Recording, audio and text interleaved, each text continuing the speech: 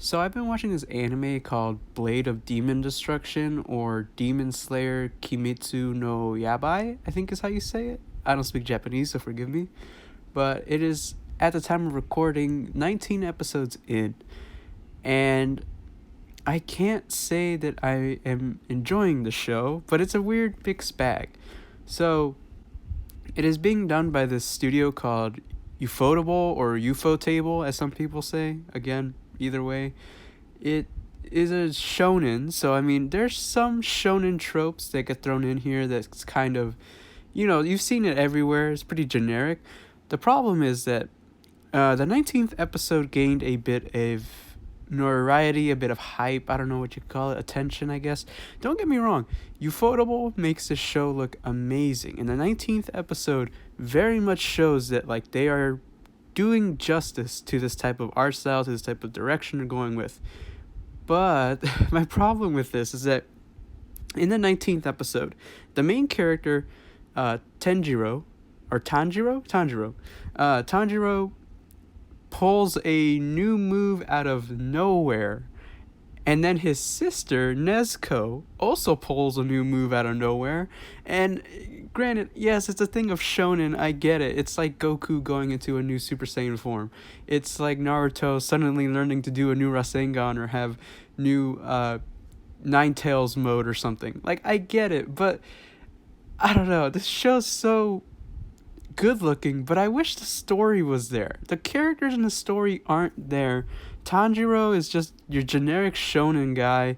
There's this really, his name is Zenitsu? I believe it's Zenitsu? I can't stand him. The comedic relief character is horrible. There's this Inosuke character who's obsessed with fighting and wants to prove that he's strong, and he's played by, I believe, the same guy that did Kirito's voice, so he does those screeching.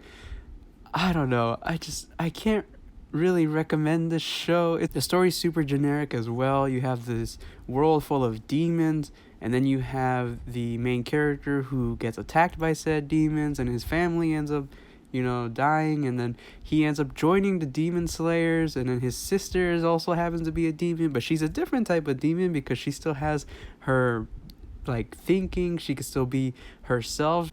And then you have the generic power escalation. At first it's just a simple ghoul, then it is this really big ghoul, then it's this ghoul who can use these special powers, I think they call them demon arts or something like that, and it's just it's very obviously. And in the most recent episode, there's this group within the demons who I guess are super strong.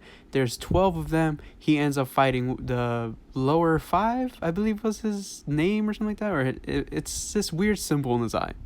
Either way, he ends up fighting him, and what I would have thought would have been a better story or a better turn is that Tanjiro ends up failing to save Nezuko.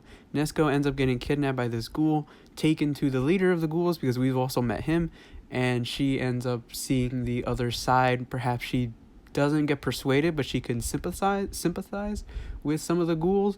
Meanwhile, Tanjiro has to go train. He has to go get a new katana. He has to go figure out some new move.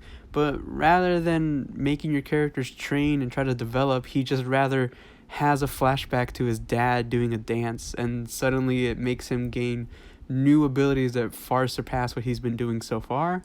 I don't know. I mean, it's generic shonen, and I know it's too much to expect a good story from a shonen, but come on, you gotta try a little bit here. Either way, if you're looking for a really beautiful looking show, I can recommend this, but if you're looking for something that is narratively a really strong show, I would say skip this. There's only a few episodes left, so if you really want to binge it, I guess you could binge it when it's all out, and then, make your own opinion there.